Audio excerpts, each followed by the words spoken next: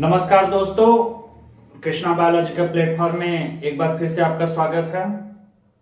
दोस्तों, पिछले लेक्चर में जब हम द्विबीजपत्री पौधे में भूरी विकास की प्रक्रिया बता रहे थे तो उसमें द्विबीजपत्री पौधे के परिपक्व भ्रूण का कुछ हिस्सा छिप गया था, जिससे मेरे ख्याल से आप लोगों को बेहतर तरीके से समझ में नहीं आया होगा।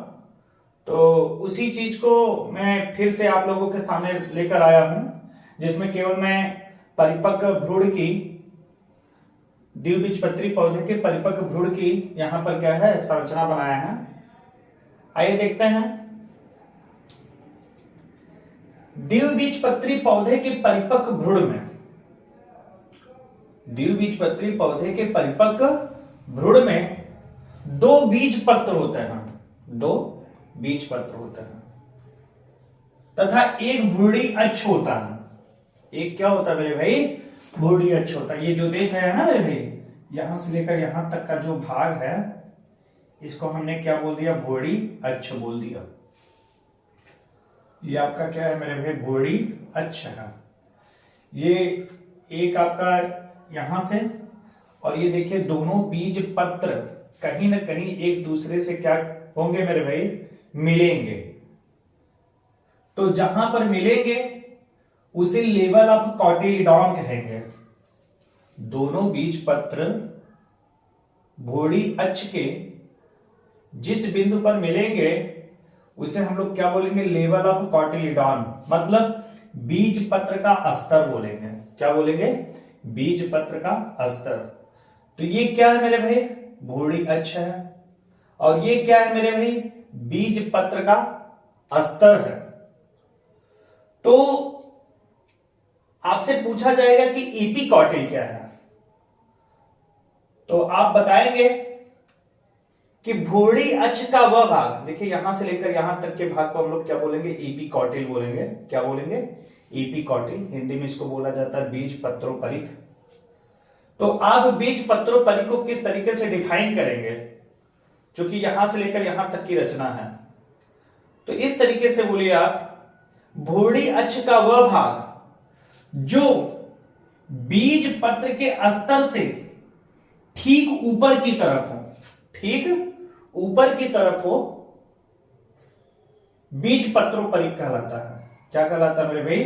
बीज पत्रोपरिक कहलाता है। मतलब यहां से लेकर यहां तक का जो भाग है वो आपका क्या कहलाता है? बीज पत्रोपरिक कहलाता है।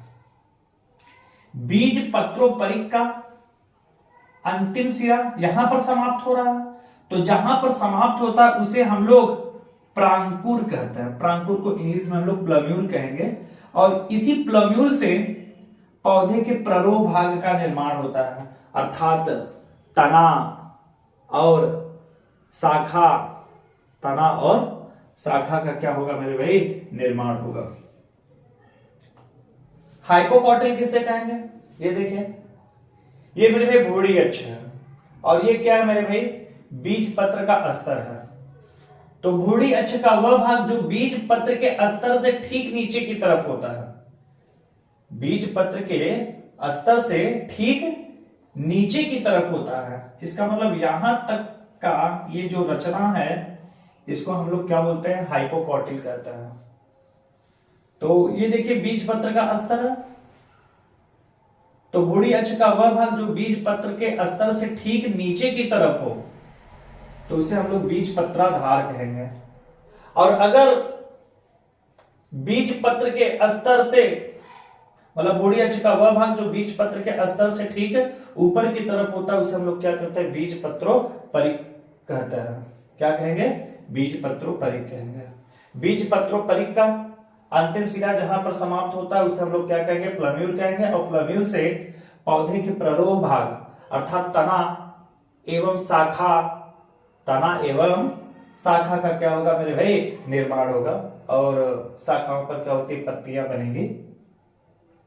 मतलब एक तरीके से समझ सकते हो कि भाई पौधे का वह भाग, प्ररोह का मतलब यह है कि पौधे का वह भाग जो जमीन से ऊपर होता है उसे हम लोग क्या कहते हैं? प्ररोह कहते हैं।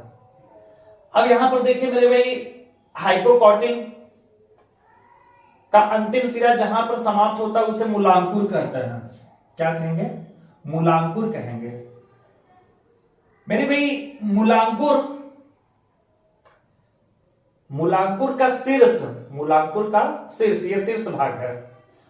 मूलांकुर का शीर्ष कोशिकी परत के द्वारा आच्छादित होता है। किसके द्वारा मेरे भाई? ये जो देख रहे हैं इसको हम लोग क्या बोलते हैं मेरे भाई? कोशिकी परत बोलते हैं। इस कोशिकी परत के द्वारा क्या होता है मेरे भाई?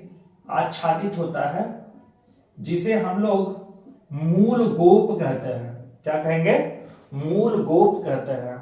और यही मूल गोप मूलांकुर के शीर्ष को सुरक्षा प्रदान करता है। मेरे भाई एनसीईआरटी ने बुक में जो बताया है वह केवल द्विबीजपत्री पौधे के परिपक्व भ्रूण के संरचना के विषय में बताया, जिसमें मुख्य रूप से बीजपत्रोपरिक व बीजपत्राधार के विषय में बताया है। तो आशा करते हैं कि आपको द्विबीजपत्री पौधे के परिपक्व भ्रूण की संरचना आपको समझ में आया। दोस्तों, अगर वीडियो में किसी भी प्रकार की समस्या आती है तो उसे आप कमेंट के माध्यम से हमें पहुंचा सकते हैं, जिससे मैं अपने वीडियो में जो अगर किसी भी प्रकार की समस्या आती है तो उसे मैं सुधारने का प्रयास करूंगा। आज के लिए इतना काफी है, इजाजत दीजिए।